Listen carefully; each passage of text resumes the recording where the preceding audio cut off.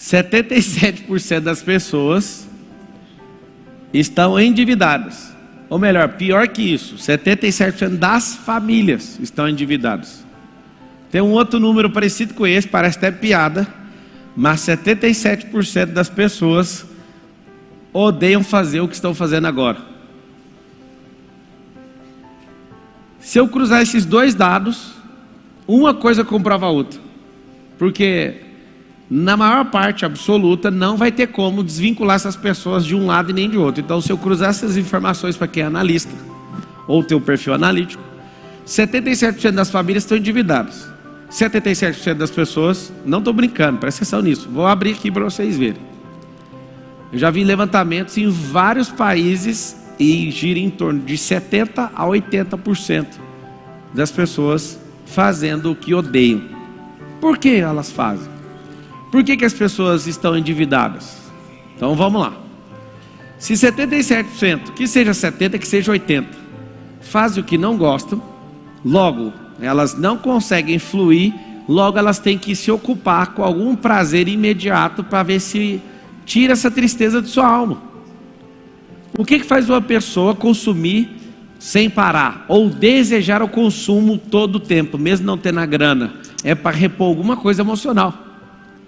Então tem gente que endividamento atinge 77,7% das famílias brasileiras, maior patamar desde 2010, diz Confederação Brasileira, que deve ser da indústria. Quando você vê isso aqui, o endividamento de 77% das famílias significa que você põe todo mundo dentro de casa na conta, então dá mais do que 70% dos brasileiros. Só que às vezes vai no nome de um só ou de dois, e não de todos os familiares. O que eu quero te mostrar com isso? As pessoas que não fazem o que gostam, ou que vivem na amargura, elas vivem caçando coisas para repor o emocional delas. Você que às vezes come descontroladamente, o seu problema é um só. Você não está atrás de comida. Você está atrás de repor emocionalmente esse negócio. Não é comida. Só que aí você começa a comer a emoção e você fala, é isso que eu quero. Às vezes eu abandono. Você já sabe por que você come. Ou se não sabe, eu te mostro. Esse número aqui é alarmante. Por quê? Eu vou te falar os motivos que levam a pessoa a se endividar, mas eu estou te mostrando a causa raiz. Ser treinado para algo que você não nasceu para fazer, que você não gosta de fazer, vai te manter frustrado. E para acabar com a frustração, eu preciso compor com algum prazer. E o prazer está nas coisas. O prazer não está em desfrutar na vida. Estava num jantar agora com alguns alunos que vão fazer o MEDP amanhã. A primeira vez que eu faço isso. Primeira vez que eu dou um acesso para jantar um dia antes com alguns alunos. Foram 10 alunos. E eles me perguntaram, cara, mas como é que é esse negócio de trabalhar demais? Eu falo, cara, vocês têm essa impressão lá no Instagram? Tem. Olha a fala da Carol. A sala da Carol é do lado da minha, é tudo de vidro. A Carol de vez em quando bate lá na porta e fala, vocês vão trabalhar não? E eu falo, mano, você está de brincadeira comigo. O Marcos Paulo, certa vez, perdeu uma sociedade de centenas de milhões de reais comigo, porque ele me chamou de trabalhador. Nossa, mas você foi tão duro assim? Fui. Ele falou, você não pode ganhar esse tanto de dinheiro, você é um trabalhador. Não. Ele falou assim, você ganha esse tanto de dinheiro, eu não acho justo, porque você nem trabalha. Aí eu falei, você está achando que eu tenho que trabalhar? Eu sou o gestor. Aí ele falou, então, não é justo. Aí eu falei, uai, você está querendo ganhar mais que eu? Não, acho que a gente ganha o mesmo tanto. Uai, vamos fazer o seguinte, eu tenho uma proposta melhor para você. Fica com 100%. Aí ele não entendi, 100% é eu fora, você cuida do que você quer, problema seu. Nós desfizemos a sociedade. E ele foi embora. Fala, o que você está falando? Não existe a possibilidade de eu trabalhar uma hora nenhuma hora, porque quando você faz o que gosta, não tem como alguém imputar trabalho para você.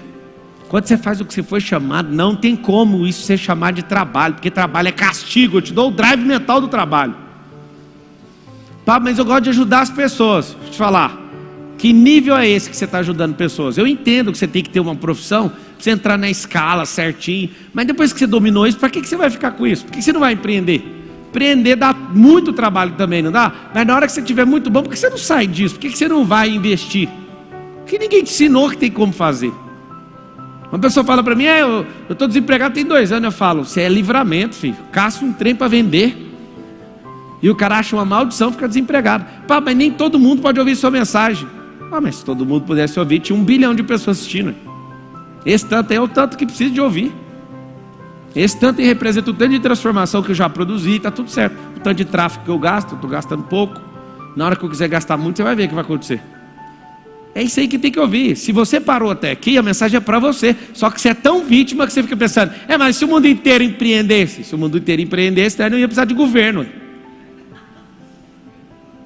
Se todo mundo empreendesse, queria que todo mundo escrevesse aí para a gente começar a abrir a mente do brasileiro. Se todos empreendessem, não precisaríamos de governo, porque o governo não produz riqueza, ele só toma a riqueza dos outros para dividir com quem não produz. Então nós vamos abandonar quem não produz. Não, vamos ensinar, vamos destravar esse povo. Não é sobre abandono. Mas pelo amor de Deus, os caras ficam com a menor parte da riqueza que a gente produz e parece que eles mandam na gente. Nunca. A mentalidade de quem governa uma mente que governa é maior do que todo o governo, federal, estadual e municipal junto. As maiores famílias do mundo têm mais riqueza que países juntos. Por quê? Porque são famílias governantes. Mas uma coisa você tem que aprender, para com essa merda de fazer coisas que você não foi chamado. Dá para tirar proveito de tudo, então não joga fora a sua experiência, mas carrega isso para o seu próximo nível. É isso que eu quero te explicar. Não é para você ficar um imbecil, mas essa relação desse 77% é muito forte. Por que você faz o que você não gosta? Pergunta para a pessoa, ela vai responder, não sei. Aí eu pergunto, mas e se você soubesse? Ela, se eu soubesse, eu te daria a resposta. Mas uma pessoa que gosta de você, a mais próxima, aí eu vou perguntando até chegar. A pessoa fala, não, eu faço isso porque era o sonho do meu pai. Meu pai talvez esteja assistindo agora. Meu pai quis que eu fosse funcionário público. Meu pai trabalhou em banco do estado desde os 15 anos de idade. Meu pai trabalhou no legislativo, tudo funcionalismo público. E aposentou como funcionário público. Qual que é a instrução? Qual foi a instrução que meu pai me deu? Seja funcionário público. Eu vou dar um sintoma para você. Nunca comprei uma apostila para concurso. Nunca me inscrevi em nenhum processo seletivo para concurso público. Você é contra os concursos públicos? Não, não sou não. Aquilo ali é muito bom para a manutenção de um país. Quanto maior o estado, maior a quantidade de funcionário público. Só que a mentalidade de estabilidade, ela é inexistente. Por quê? Ela é inexistente absolutamente porque estabilidade não existe. Eu quero todo mundo escrever assim, estabilidade não existe.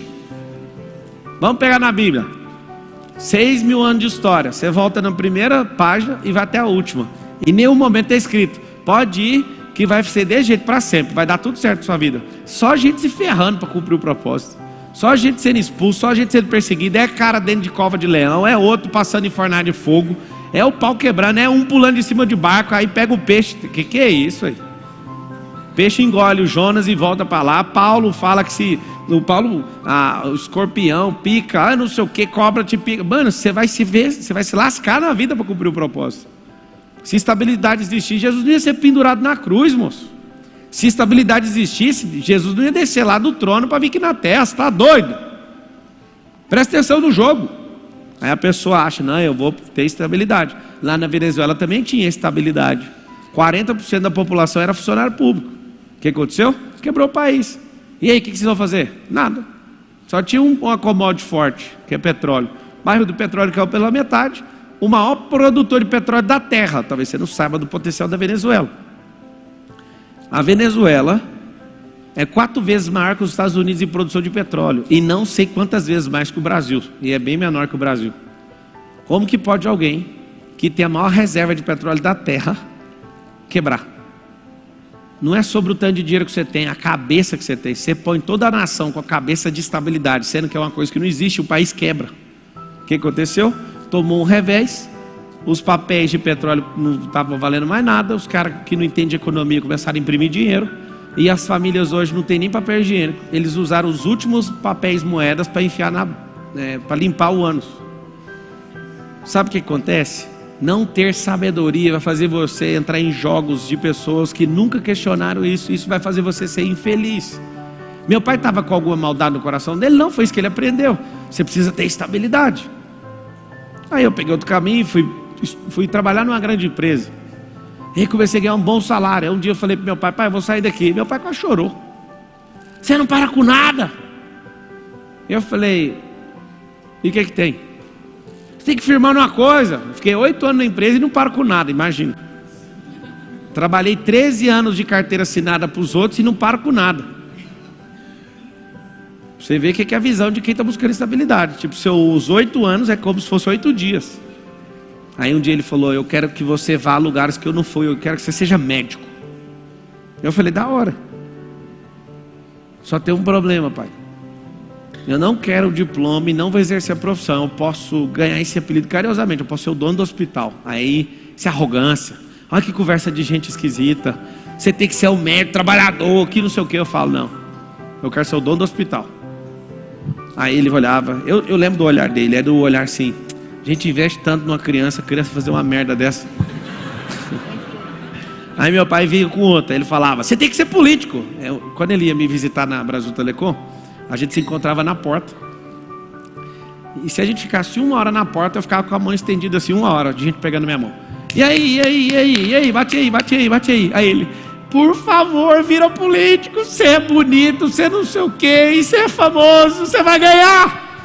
Não é meu chamado, esse era meu papo desde pequeno. Esse não é meu chamado, pai, eu não posso fazer isso. Mas você não entende, todo mundo quer ser político. Pois é, eu não quero. Mas ninguém te conhece esse tanto de gente. Esse povo aí que você falar, eles vão fazer. Lá na Brasil Telecom, 2008. Eu falava: não fui chamado.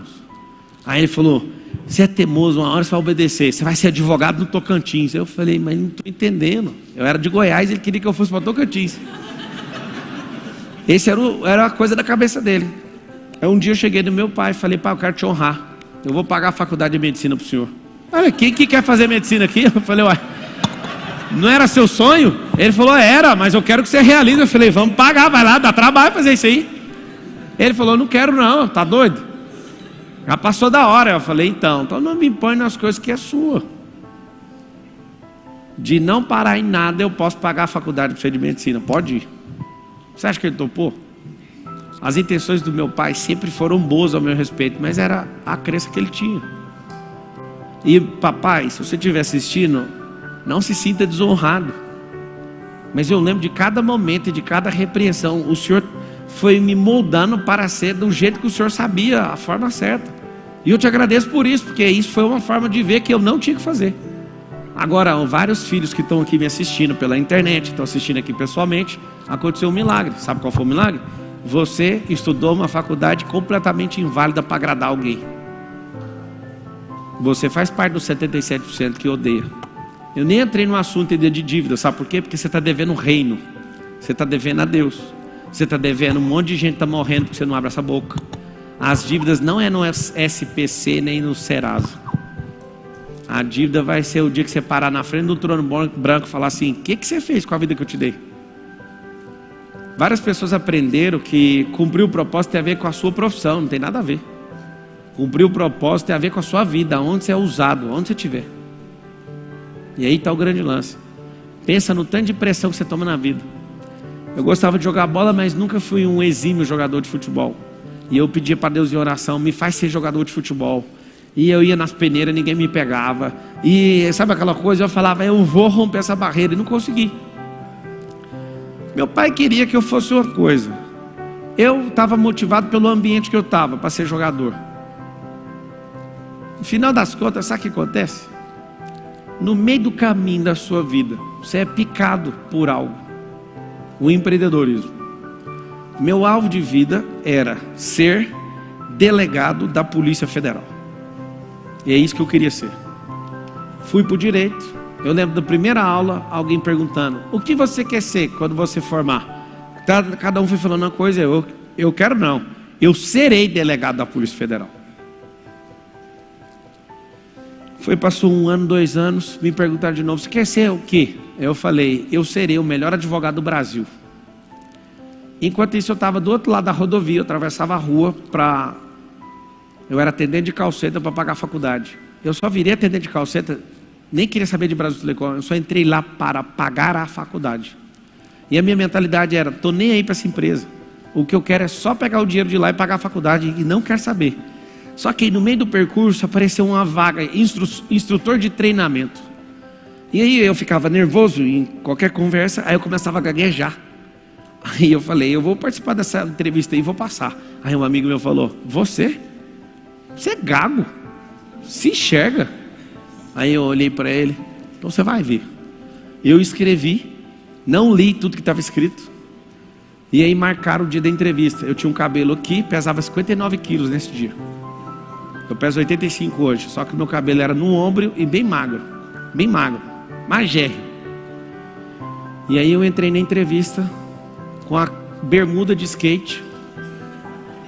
E aí todo mundo estava de terno. Escuta, quando você começa a achar seu propósito, toma cuidado com o que vai acontecer. Tudo está pronto para dar errado.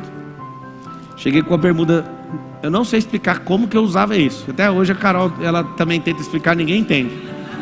Pensa num senhor de 59 quilos, fino, usando uma calça número 51. Eu era skatista, andava de skate, eu pegava o cinto, travava ele e amarrava na calça. Eu dobrava a calça assim, ó, era style, dizendo o povo da época. E eu andava com aquele trem, eu tinha uma calça dessa que soltava o zíper, eu coloquei o zíper, foi de bermuda, cabelo bem aqui, sem roupa social. E aí a mulher me pergunta na entrevista, cadê sua apresentação de PowerPoint? Aí eu falei, tinha que trazer? Ela tinha. E eu, então deixa eu apresentar por último. Sentei, aquele povo me olhava como se eu fosse um mendigo. E eu falei, eu vou passar nesse trem. Aí foi, batia em um, batia em outro, batia em outro. E aí na hora que eu chego na minha apresentação, a cara de desprezo de todo mundo, foi uma das cenas mais assustadoras que eu já vi. Mas eu não sei o que aconteceu. Eu esqueci de ficar gago. Meu coração explodiu naquela hora.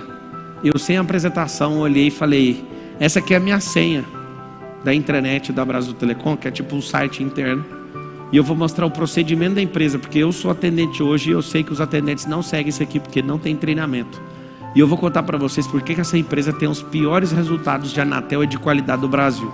Falta de treinamento. Você sabe por que o Império Romano governou o planeta? Treinamento. Você sabia que o soldado... E eu comecei a falar poderosamente. E eu falei, você sabia que o soldado romano tinha um escudo de 80 quilos, e esses caras iam para o combate com o escudo, e qualquer pessoa, até qualquer polícia do mundo não dá conta de carregar num combate um escudo de 80 quilos. Se você não sabe, 80 quilos é carregar eu na mão, no braço.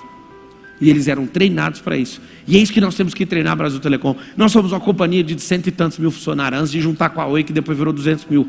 E isso e aquilo. E esse povo ficou tudo assustado, eu assustado, e ninguém entendeu nada. E eu olhei no olho das pessoas, ele é um instrutor. Completamente demodê, roupa errada, cabelo errado, sem apresentação, tudo errado. Pablo Marçal foi aprovado para instrutor.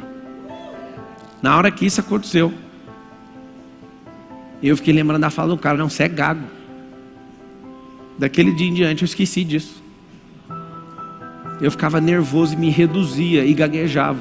Eu esqueci, eu fiquei muito puto de não estar com a roupa certa, de não estar com a apresentação. E aquilo foi me deixando numa situação, aquele povo me olhando com cara de mendigo. E aí eu olhava para aquilo me deu um fervor dentro do coração e eu virei uma máquina para falar. Virei instrutor. Sabe o que aconteceu? Ali eu descobri um propósito e não um cargo. Quando eu comecei a dar instrução para pessoas, eu olhava para elas e falava, ninguém acredita numa pessoa dessa, eu vou fazer essa pessoa passar porque tinha uma prova depois de estudar, né? Quando você treinava a pessoa, e muita gente ficava pelo caminho. E aí comecei um movimento. Certa vez um diretor da companhia chega e fala, infelizmente não vai precisar desse tanto de gente que está sendo treinado, nós vamos pegar as 2 turmas do instrutor novato e vamos demitir, sumariamente. Era perto do Natal de 2006, e aí ele me chama e fala, você é um cara legal, a gente gosta de você, mas as suas 2 turmas vão ser demitidas. Aí eu falei, por quê? Ele, vou falar real para você, que você é um cara gente boa, você é o mais fraco dos instrutores. Você é novato. Então a gente vai mandar a sua equipe embora por causa disso. Aí eu falei, posso falar? Ele pode. Me dá uma semana. Já que eu sou fraco, em uma semana eu vou treinar, dar essa mesma semana para todo mundo, aplica uma prova para todo mundo. Não é muito mais sensato você colher os melhores colaboradores? Aí esse diretor olhou assim para mim, sensato? Eu gostei dessa palavra. Então vou fazer desse jeito. Juntou todas as equipes, eram mais de 30 equipes em treinamento. E eu era um novato. Cheguei na sala outro dia e falei: quero contar algo para vocês. Todos vocês estão sendo demitidos, vão passar o Natal demitidos e não vai ter dinheiro na casa de vocês, e esquece peru de Natal.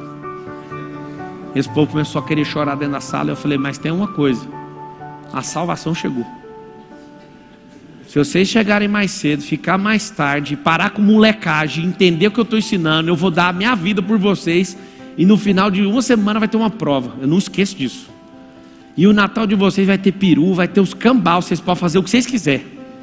Só que se vocês não levarem a sério e não estiver aqui no horário que eu falar, aí se vocês ficarem enchendo o saco, eu não vou dar meu melhor. Vocês podem dar o melhor? Aí já está querendo chorar, o povo: a gente vai dar o melhor. Então tá bom. Por uma semana eu treinei essas pessoas, a única coisa que eu respirava era esse povo. E um monte de gente tapada. Um monte de gente que nem entendia, era suporte técnico. Tinha gente que não tinha nem computador. Mas eu não entendo. Você vai chegar 3 horas mais cedo. Aí a pessoa: você pode explicar? Você vai chegar 3 horas mais cedo. E eu continuava explicando: você pode vir cedo. Os que não entendiam. Aí chegava, eu me comprometi, matei uma semana de faculdade para ensinar essas pessoas. E o resumo da ópera era: eu tinha 2 turmas, eram 30 a aplicar a prova, mas eu não perdi um aluno, um único aluno.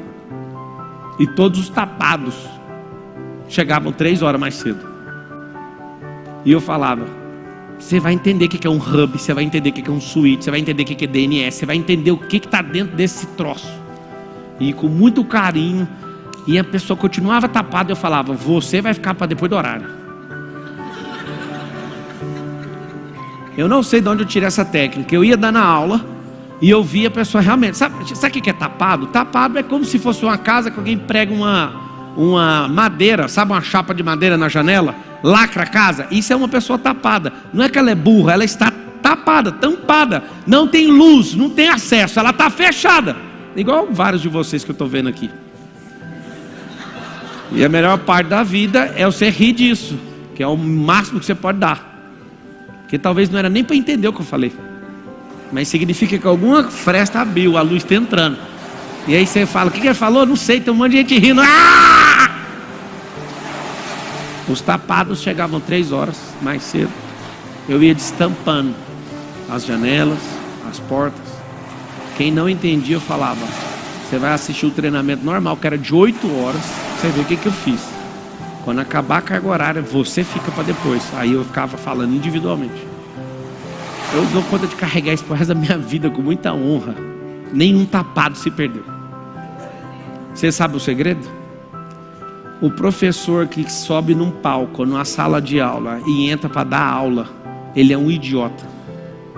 Ele tem que olhar para as pessoas e sentir um sinal delas, se elas estão progredindo ou não.